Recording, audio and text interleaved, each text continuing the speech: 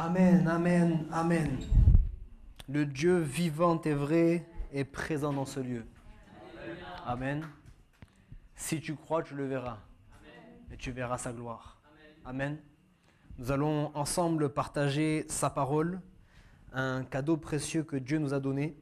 Et quand on y pense, eh bien, on a besoin de prendre conscience de ce privilège que nous avons, d'avoir entre nos mains, en particulier dans notre pays, entre nos mains, sans aucune crainte de réprimande ou je ne sais quoi d'autre, on a entre nos mains le trésor le plus précieux qui puisse exister sur cette terre. La parole de Dieu. Amen. La parole de Dieu. Et bien souvent, nous n'y prenons pas garde. Mais ce soir, nous sommes là justement parce que nous voulons écouter ce message. Nous voulons écouter le message de l'Évangile. Nous voulons écouter Dieu nous parler. Et humblement, au travers de ce message de ce soir, ce n'est pas moi qui parle, mais c'est Dieu qui nous parle à chacun d'entre nous. Amen. Ce soir, j'aimerais vous parler d'un sujet qui va vous concerner, qui va vous intéresser, puisque c'est quelque chose qui nous est tous arrivé, de manquer de foi. Ça vous est arrivé de manquer de foi ? Je souris parce que s'il y en a un qui me dit non, je dis toi, t'es vraiment... Ça nous est tous arrivé à un moment donné ou à un autre de manquer de foi. Et sans être pessimiste, je crois que ça nous arrivera encore.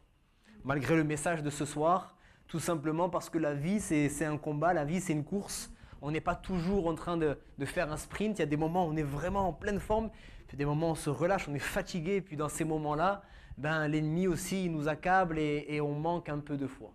On manque un peu de foi. C'est pas qu'on n'a plus de foi, mais on manque de foi. On fait comme cet homme, cette prière. Je crois, viens au secours, Seigneur, de mon incrédulité.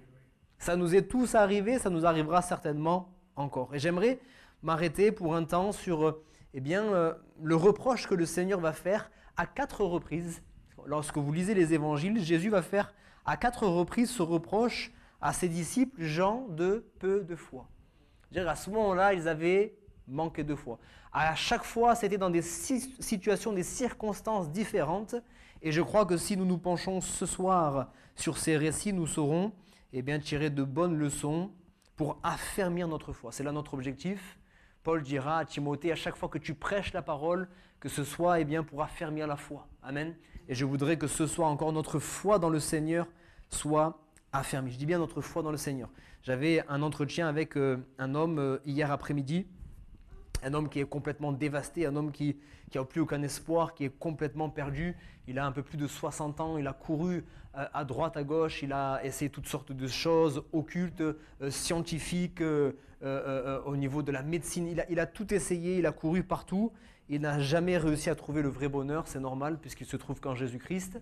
Et puis, merci Seigneur, un jour, il a entendu parler des chrétiens. Il a contacté une association pour savoir s'il y avait des pasteurs dans les alentours. Il a réussi à avoir mon numéro. On a pu prendre contact comme cela. Et puis, je lui ai dit, vous savez, vous avez besoin de mettre votre foi, non pas en moi, mais en Dieu. Parce que cet homme était tellement désespéré qu'il disait, j'espère que vous allez pouvoir faire quelque chose pour moi. J'ai dit, moi, je ne pourrais rien faire. Peut-être je pourrais être un instrument entre les mains de Dieu, mais le seul qui peut faire, c'est Dieu. Si vous comptez sur moi, il ne se passera rien. Le seul sur qui vous devez compter, c'est Dieu, tout en m'écoutant moi, parce que je ne suis qu'un messager, et je vais essayer comme je peux de vous conduire dans les voies du Seigneur. Mais il faut que vous ayez confiance en Dieu. Mais moi, je n'ai pas la foi. Je dis, mais c'est là que vous vous trompez. Tout le monde a la foi. Tout le monde a la foi. Maintenant, ça dépend dans qui ou dans quoi on met notre foi. Je dis, ça vous est déjà arrivé de prendre l'avion? Il me dit oui. Quand vous prenez l'avion, vous exercez la foi. Dans l'avion et dans le pilote. Parce que est-ce que vous avez été vérifié d'abord si toutes les pièces de l'avion elles sont en bon état? Qui a fait ça? Personne. Hein. On n'en sait rien en fait, on fait confiance. J'espère que ça va. Est-ce qu'on a été vérifié si le pilote il a bien un diplôme, s'il est sobre? Non, rien du tout. On rentre dans l'avion, on s'assoit, puis on dit Seigneur aussi quand on est chrétien, mais sinon on dit j'espère que ça va. On met notre foi, on met notre confiance pour aller d'un point A à un point B. Avec Dieu c'est la même chose. Je mets ma confiance en toi. Je ne mets pas ma confiance dans ma logique, dans mes raisonnements, dans ce que je peux connaître. Je mets ma confiance en toi et en ta parole. Amen. Et c'est ce que nous voulons faire ce soir. Alors je lis avec vous ce passage bien connu des Écritures dans l'évangile de Matthieu, premier évangile, dans le Nouveau Testament, évangile de Matthieu, chapitre 6. Et nous allons faire une lecture du verset 25 jusqu'au verset 34. Évangile de Matthieu, chapitre 6, du verset 25 au verset 34. C'est Jésus qui parle. Il dit ceci, « C'est pourquoi je vous dis, ne vous inquiétez pas pour votre vie, de ce que vous mangerez, ni pour votre corps, de quoi vous serez vêtus. La vie n'est-elle pas plus que la nourriture, et le corps plus que le vêtement ? Regardez les oiseaux du ciel, ils ne sèment ni ne moissonnent, et ils n'amassent rien dans les greniers, et votre Père céleste les nourrit. Ne valez-vous pas beaucoup plus qu'eux ? Qui de vous, par ses inquiétudes, peut ajouter une coudée à la durée de sa vie ? Et pourquoi vous inquiétez-vous au sujet du vêtement ? Considérez comment croissent les lys des champs, ils ne travaillent ni ne filent. Cependant, je vous dis que Salomon, même dans toute sa gloire, et Dieu sait s'il a connu une grande gloire, Salomon, même dans toute sa gloire, n'a pas été vêtu comme l'un d'eux.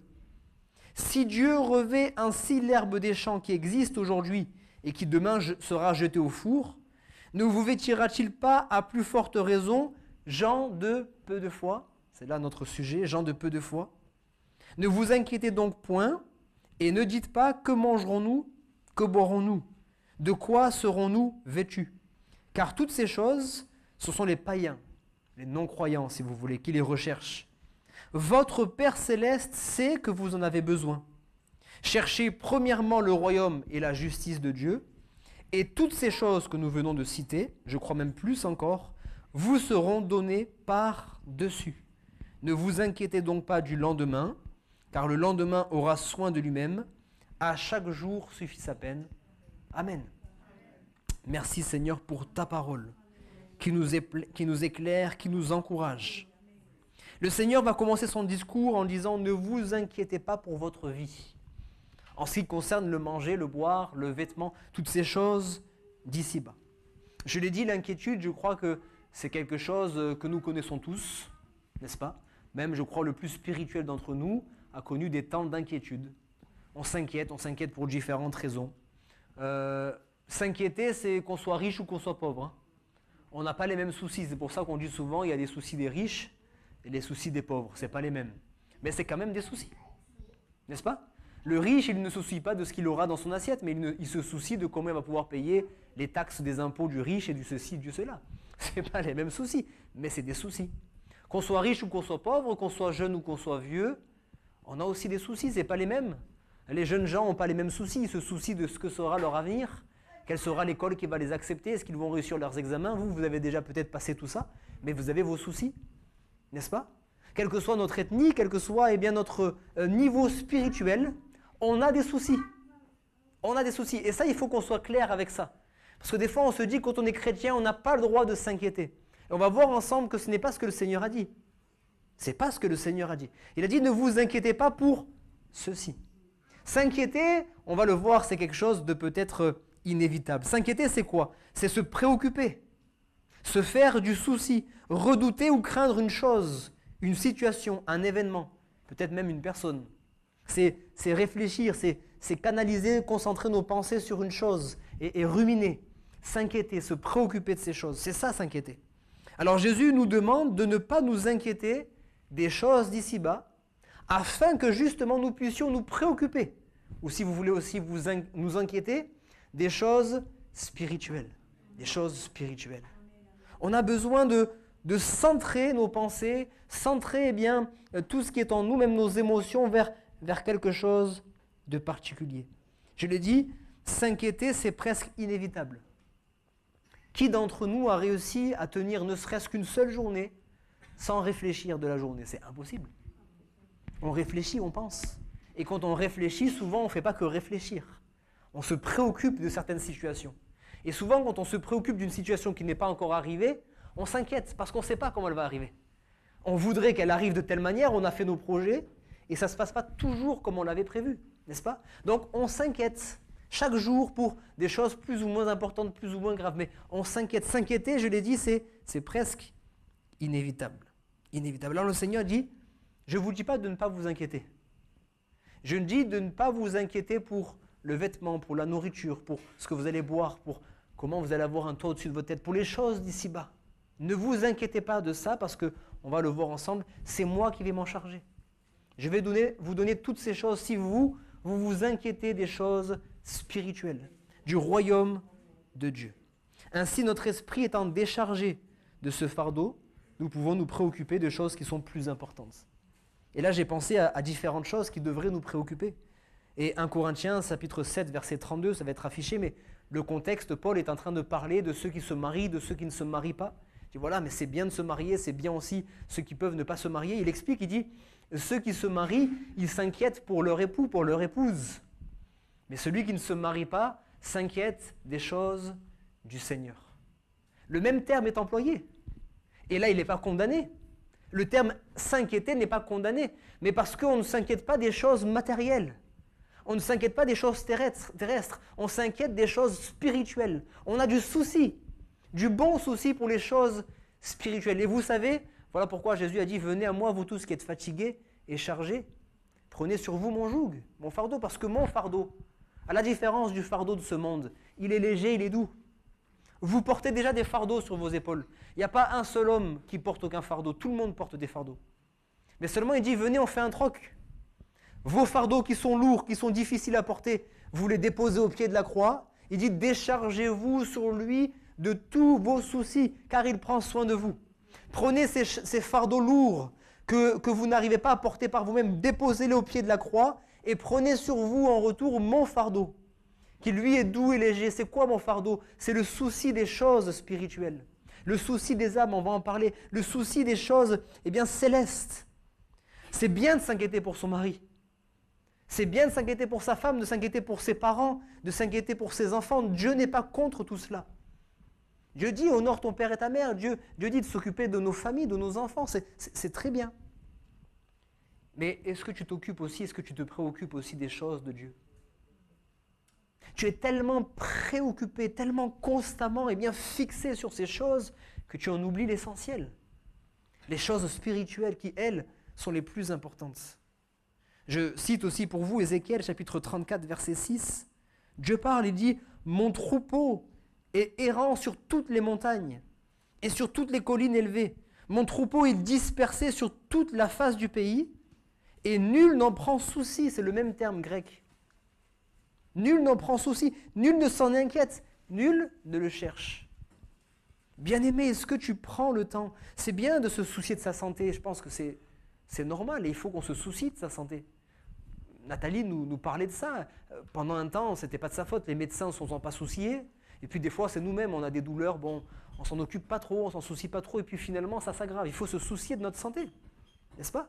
C'est bien de se soucier aussi de notre compte en banque. On ne va pas vivre n'importe comment et puis être toujours à découvert. On se soucie de nos finances, on se soucie de nos bien-aimés. Dieu n'est pas contre. Il dit, mais en faisant tout cela, ça prend tellement tout ton temps, toute ton énergie, toutes tes pensées que tu ne te soucies pas de l'essentiel. Et le salut des âmes, les multitudes qui sont autour de toi et qui se perdent. Là où toi, tu as déjà des biens, des bénédictions. Là où toi, tu as déjà la grâce de Dieu dans ta vie, est-ce que tu as remarqué qu'il y en a qui sont autour de toi et qui sont pires que toi? Tu te soucies, tu te préoccupes, excusez-moi, des fois de tes petits problèmes. Alors qu'autour de toi, il y a des gens qui ont des gros problèmes. Et qui, en plus d'avoir des gros problèmes, ils n'ont pas le Seigneur. Toi, tu as le Seigneur. Même si tu traverses des grandes épreuves, même si tu as des gros problèmes, comme ça a été le cas de Nathalie, le Seigneur est avec toi. Voilà pourquoi tu n'as pas à t'inquiéter. Mais tu te centres tellement sur toi-même que tu oublies qu'autour de toi, il y a des gens qui ne connaissent pas le Seigneur et qui vivent leurs épreuves seuls. Il faut que tu te soucies de ces âmes. Dieu dit, mon peuple, il est dispersé et j'ai des brebis encore en grand nombre dans cette ville, mais personne ne s'en occupe. Est-ce qu'il peut y avoir quelqu'un ce soir qui dit, je mets de côté mes soucis, mes tracas, et je vais me soucier des choses de Dieu, des brebis que le Seigneur veut sauver encore? Amen. Je sais que ça nous travaille, ça travaille notre conscience. Il dira aussi à cette femme, on connaît les deux sœurs, Marthe et Marie, Marthe, tu te soucies, tu te préoccupes pour beaucoup de choses. Une seule chose est nécessaire, une seule chose est essentielle. Marie a choisi la bonne part. Jésus n'est pas en train de faire un reproche à Marthe parce qu'elle s'occupe de sa maison. Puisque le livre des Proverbes au chapitre 31, vous trouverez la femme vertueuse. La femme vertueuse, selon Dieu, c'est une femme qui sait gérer sa maison, s'occuper de sa maison. Donc Dieu est pour ces choses. Dieu n'est pas contre le fait que Marthe s'occupe de sa maison. Mais il est en train de lui faire comprendre qu'il y a des priorités. Il y a des choses plus importantes que d'autres. Il y a des choses qui méritent plus notre attention que d'autres. Il y a un temps pour tout. Il y a un temps pour s'occuper de la maison, il y a un temps pour s'occuper de toutes ces affaires, mais quand je suis là, quand c'est le rendez-vous de l'église, au moins ce rendez-vous-là, 1, 2 fois dans la semaine et puis le week-end, et même vos rendez-vous personnels avec Dieu, où vous vous êtes fixé des temps, il faut que vous fassiez des vœux avec le Seigneur. Je fixe ce vœu, Seigneur, je veux que, chaque semaine, je vais prendre du temps avec toi. Tel jour, pendant tant de temps. Ce n'est pas la peine de se fixer des montagnes, des choses que vous ne serez pas capable d'accomplir. Ne commencez pas, alors que vous venez de marcher avec le Seigneur, dire « je vais prier 3 heures par jour, je vais lire ma Bible 2 heures par jour ». Non, non, non, non. Commencez simplement parce que vous savez que vous êtes capable de le faire. Chaque jour, je veux prendre au moins une demi-heure. Pas la prière qui est faite avec légèreté lorsque je vais me coucher ou lorsque je suis dans ma voiture, mais la prière qui est faite lorsque je rentre dans ma chambre et je coupe avec tout le reste et là je prie mon Père qui est dans le lieu secret. Je veux me fixer chaque jour une demi-heure. Ces rendez-vous-là. Mais malheureusement, juste quand c'est l'heure de ce rendez-vous, il y a un souci qui arrive. Il faut s'occuper de faire à manger, il faut s'occuper de faire les courses, il faut s'occuper des enfants, de faire ceci, de faire cela. Il y a un temps pour tout. Tu t'inquiètes, bien-aimé, tu te préoccupes de beaucoup de choses. Tes pensées sont toujours actives. Mais il y a une chose qui est nécessaire et tu es en train d'oublier. La seule chose qui est nécessaire, c'est que tu restes à mes côtés, à mes pieds. Comme Marie, toujours au pied de Jésus. Tantôt pour écouter l'enseignement comme c'était le cas. Dans d'autres conditions, elle venait de perdre son frère. Son frère était mort depuis 4 jours. Elle s'est jetée au pied de Jésus pour prier. Et puis lorsque son frère est ressuscité, le lendemain, elle s'est jetée au pied de Jésus pour l'adorer. Elle était toujours au pied de Jésus, parce qu'elle savait que c'était là le plus important. Elle profitait des moments qu'elle pouvait avoir avec Jésus. Mais Jésus n'était pas tout le temps avec elle. Alors quand Jésus n'était pas avec elle, elle s'occupait certainement de la maison. Elle s'occupait certainement de différentes choses, de son frère, de soigner son frère, et toutes ces choses. Mais il y avait un temps pour tout. Marthe, tu t'inquiètes et tu t'agites pour beaucoup de choses. 1 Corinthiens chapitre 12, verset 25. Il est question de s'inquiéter ou d'avoir soin les uns des autres. C'est la même racine, encore le même terme. Avoir soin les uns des autres. Dans ce contexte, Paul est en train de parler du corps. Il parle du corps et puis il fait une analogie par rapport au corps de Christ. Nous faisons partie, lorsque nous avons accepté Jésus-Christ comme notre Sauveur et notre Seigneur, lorsqu'on s'est engagé à suivre Jésus, lorsqu'on est né de nouveau, on intègre le corps de Christ. Alléluia. On fait partie de la famille de Dieu. On fait partie du corps, on est un membre du corps, là peut-être faible, peut-être fort. Et Paul est en train de parler de ça, il est en train de parler des membres forts et des membres faibles. Et il dit, mais est-ce que vous avez soin les uns des autres? Est-ce que tu te préoccupes du souci de tes frères et sœurs? On a parlé tout à l'heure des gens qui se perdent, mais là dans l'église, les soucis que tu vis, est-ce que tu es sûr que tu es le seul à vivre des soucis? Tu es la seule à vivre des soucis? Est-ce qu'il n'y a pas des personnes qui vivent des choses plus difficiles que toi? Et souvent, lorsqu'on commence à regarder aux autres, c'est ce que je dis souvent, on en oublie même nos propres soucis. Nos soucis paraissent tellement insignifiants. Alors, ils sont toujours là, hein, c'est pas de la magie, mais d'un coup, c'est plus une montagne. D'un coup, on se dit, mais puisque en ce moment, je suis en train d'aider mon frère, là, qui n'a pas un seul centime sur son compte. Il n'a même pas de quoi manger. Moi, c'est vrai, je mange que des pâtes. Et je me soucie de ça parce que manger que des pâtes, c'est embêtant. Là, je vais être très pratique. Hein. Je mange que des pâtes, je mange que des pâtes. Je ne peux rien manger d'autre. Je n'ai pas mangé de viande, pas de sauce, rien. Je mange que des pâtes. Mais mon frère, là, pendant ce temps-là, lui, il mange rien. Il mange non seulement des pâtes, mais une fois par jour. Et pas tous les jours. Quand je vais m'occuper de lui, est-ce que je ne vais pas me régaler avec le plat de pâtes que je vais avoir le soir? Parce que je vais me dire, c'est vrai, c'est que des pâtes. Mais j'ai des pâtes au moins. Et pendant que je vais m'occuper du pauvre là, il y a celui qui est dans l'église et qui est plus riche que moi. Et qui lui, il dit, mais je voudrais aller au restaurant 3 fois ou 4 fois par semaine, je peux y aller qu'une fois par semaine. Mais tu vas au restaurant en plus d'avoir 3 plats par jour, des légumes, des plats. Et lui va commencer à s'occuper de toi, mon frère, ma soeur. Amen. Amen. Dieu fait les choses ainsi. Quand tu vas commencer à te préoccuper des autres, Dieu va envoyer des personnes qui vont se préoccuper de toi. Parce qu'il y a toujours plus pauvres que toi dont il faudra que tu t'occupes, mais il y aura toujours plus riches que toi qui vont s'occuper de toi aussi. Amen. Dieu veut qu'on puisse semer. Dieu veut qu'on puisse aider les autres. Amen. Et c'est ça qui est important. Pendant que je vais m'occuper des autres, mon souci va paraître tellement insignifiant. Et souvent, pendant que je m'occupais des affaires des autres, Dieu va s'occuper des miennes. Alléluia. Alors le Seigneur dit, ne vous inquiétez pas pour ces choses-là. Ok, c'est bien. c'est bien, on en avait parlé dernièrement, je reviens sur ces choses, mais je fais comment pour ne pas m'inquiéter? C'est plus fort que moi, on est d'accord? On ne se réveille pas un matin en disant, aujourd'hui, il faut que je m'inquiète. Je vais m'inquiéter pour ceci. Non, c'est naturel. On est là et puis, même des fois, on ne s'en rend même pas compte. On passe notre journée à ruminer, à s'inquiéter. On ne se rend pas compte. Des fois, on lutte contre ça parce qu'on sait qu'il ne faut pas s'inquiéter, mais c'est plus fort que nous. Seigneur, c'est bien que tu me dises ne t'inquiète pas. Mais comment est-ce que je fais pour ne pas m'inquiéter? On va lire ce passage tellement profond, tellement précieux. Philippiens chapitre 4, verset 6. Tout le chapitre 4 est merveilleux, mais on va déjà s'arrêter sur ça, c'est déjà pas mal. Philippiens 4, 6. Cette fois-ci, ce n'est pas Jésus qui parle, c'est Paul. Et il nous explique comment on fait. Ne vous inquiétez de rien. Là, cette fois-ci, ce n'est même pas que juste du manger et du boire. Ne vous inquiétez de rien. Mis à part ce que je viens de vous dire, bien sûr. Ne vous inquiétez de rien. Mais en toute chose, faites connaître vos besoins à Dieu par des prières et des supplications avec des actions de grâce. Avec des actions de grâce. Ne vous inquiétez de rien, ça veut dire quoi? Paul, il ne pouvait pas savoir toutes les situations que vous traversez aujourd'hui. Mais il a pris le risque de dire ne vous inquiétez de rien. Certaines fois, il a fait des listes, on est en train d'en parler le dimanche, il a fait des listes des œuvres de la chair. Il a fait la liste du fruit de l'esprit, il a fait des listes de différentes choses. Il aurait pu faire une liste. Ne vous inquiétez pas de ceci, de cela, de cela, de cela. Et puis c'est une liste exhaustive, ça, ne vous en inquiétez pas. Le reste, vous pouvez vous en inquiéter. Il a dit, ne vous inquiétez de rien. Ça veut dire quoi?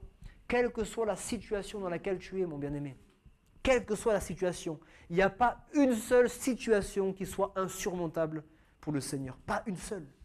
Il n'y a pas une seule situation qui soit insoluble pour le Seigneur. Toutes les situations, tous les problèmes ont une solution en Jésus-Christ. Tous. Est-ce que je peux entendre de temps en temps un bon amen? C'est pour vous que je prêche, c'est pas pour moi. Hein. Je me le prêche à moi aussi, mais c'est pour vous. Soyez encouragés. C'est ça la foi. En même temps que je suis en train de parler, vous pensez à votre situation, on dit oui pasteur, mais quand même la mienne, elle est pas mal. Oui, oui, mais je dis quand même amen ce que tu es en train de dire pasteur, parce que je crois que malgré la difficulté, mon Dieu, là, il est plus grand que ma situation. C'est comme ça qu'on remporte la victoire, tout simplement, en mettant le nom de Jésus au-dessus du nom de notre problème. C'est juste ça. Seigneur, je veux juste te mettre au-dessus. Après, je ne sais pas comment tu vas te débrouiller pour démêler la situation, mais je veux mettre ton nom au-dessus. Je sais que tu es la solution à tous mes problèmes. Ne vous inquiétez de rien, mais. Et le mais, ça emmène une opposition. Un contraste. Voici une autre solution. Au lieu de vous inquiéter. Au lieu de vous inquiéter des choses d'ici-bas, priez pour ces choses. Tout simplement. La solution, elle est là. Ne vous inquiétez de rien, mais. On va le voir, priez, priez. En toutes choses. Petites et grandes. Je viens de vous dire qu'il n'y a pas de choses trop grandes. Mais il n'y a aussi pas de choses trop petites pour le Seigneur. Et ça, c'est important qu'on le dise aussi. Il y a des situations où on se dit, bon, mais ça, c'est rien. Je ne vais pas prier pour ça. Je vous donne des exemples concrets. Vous allez vous inquiéter pour une chose qui est toute bête. Vous avez un rendez-vous médical en centre-ville, à cet endroit, il n'y a pas de place, mais vous êtes obligé d'y aller en voiture. Et 2 jours, 3 jours avant, c'est pas des grandes inquiétudes, mais on est d'accord, on comprend. Comment je vais faire? Je vais devoir quitter la maison, enfin le travail ou je sais pas quoi. Je vais devoir y aller au dernier moment. Si je trouve pas de place, je vais être en retard. Si je suis en retard, je vais être pris après l'autre patient. C'est pas grand-chose, mais ça nous inquiète. Et ça, jamais de la vie, on en parle à Dieu. C'est des broutilles du quotidien. Sauf que là, on dit non, Seigneur, s'il te plaît. Toi qui es un Dieu souverain qui contrôle toutes choses, s'il te plaît, fais en sorte que quand j'arrive, je trouve une place. Et comme par hasard, vous arrivez et il y a une personne qui sort de sa place. Elle vous attendait tranquillement et puis elle est partie de sa place et vous vous garez. C'est pas une grâce, ça? C'est pas une grâce? Vous savez quoi? Dieu a besoin de vous pour intervenir. Je vais en parler, c'est très important. Dieu a besoin de vous pour intervenir.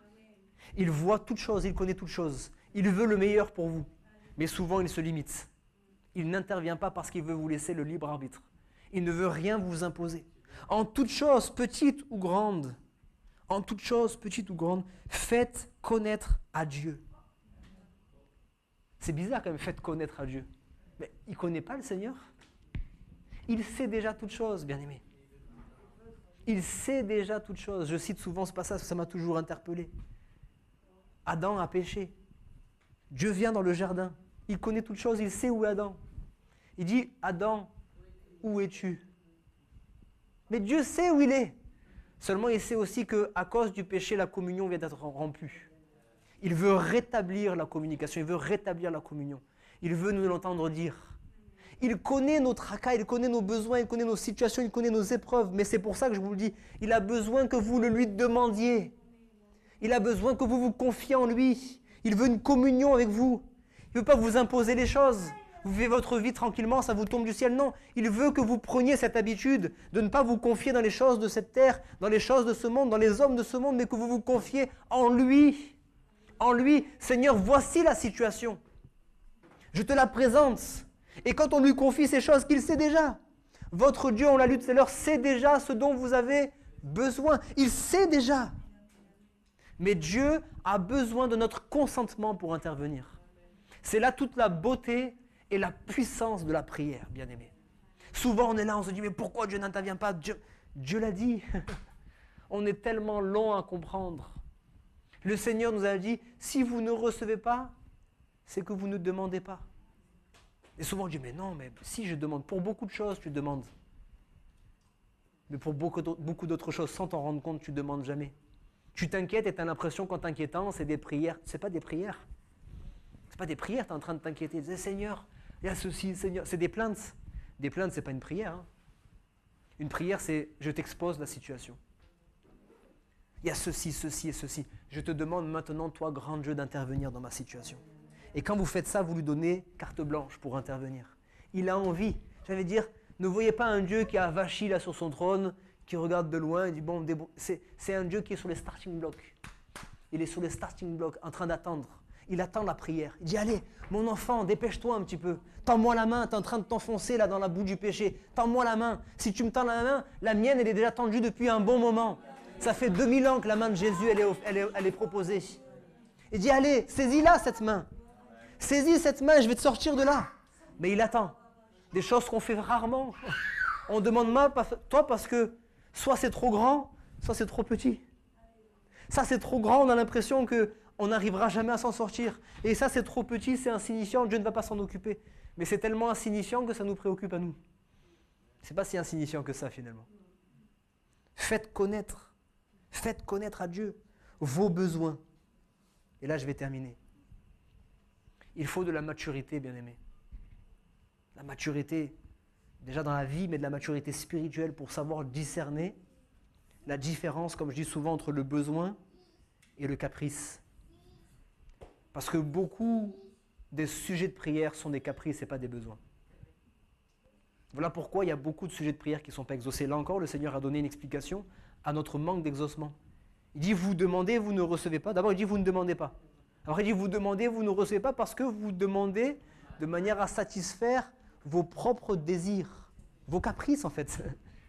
Vous priez pour vos propres caprices, mais Dieu n'est pas un Dieu qu'on frotte la lampe du génie pour dire, allez là, j'ai un caprice, je veux ça. Non, non, non. Dieu est infiniment plus sage que nous. Il sait si on en a vraiment besoin ou non. Et des fois, volontairement, il ne te donnera jamais ce que tu lui donnes. Tu peux prier pendant des mois, tu peux jeûner, tu peux faire tout ce que tu veux. Dieu ne te donnera pas parce que tu as l'impression que ce sera bon pour toi, mais lui, il sait que ce sera mauvais. Il y a des fois, mes enfants peuvent me faire des caprices, peuvent pleurer, je dis papa, je veux le dessin animé. Il y a un temps pour tout. Des fois, j'accepte qu'elle regarde des dessins animés. Peut-être ça peut choquer, mais j'accepte qu'elle regarde des dessins animés. Il y a des fois, je dis non. Parce que je sais que ça ne va rien leur apporter. Ça ne va rien leur apporter. Je ne vais pas mettre mes enfants, leur faire perdre du temps devant les dessins animés, alors que pendant ce temps, elles peuvent apprendre. Je préfère que ce soit un temps d'apprentissage. Je préfère qu'elles lisent un livre, je préfère qu'on joue ensemble. Je préfère ça parce que je sais que c'est meilleur. Elles, tout de suite, c'est des enfants. J'ai l'impression que le mieux pour eux maintenant, c'est de regarder un dessin animé. Je dis non, je ne te le donnerai pas. Tu ne regarderas pas le dessin animé. Mais pas parce que je t'aime pas, justement parce que je t'aime. Et je vois plus loin que toi. Là où tu vois un dessin animé, moi je vois 1 heure qui est perdue. 1 heure qui est perdue que tu pourrais faire autre chose qui sera meilleure pour toi. Je ne veux pas te donner parce que je veux te donner meilleur. Et nous on voit le fait que Dieu ne nous donne pas. Pourquoi Dieu ne nous donne pas? Parce qu'il veut te donner quelque chose qui est meilleur que ce que tu es en train de demander. Amen. Donc des fois il faut aussi réévaluer. La chose que je suis en train de demander au Seigneur, est-ce que c'est vraiment un besoin?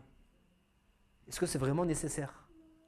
Est-ce que c'est vraiment une priorité? Est-ce que c'est vraiment quelque chose que j'ai besoin d'avoir aujourd'hui? Parce que peut-être que Dieu a prévu de me le donner. Mais chaque chose en son temps.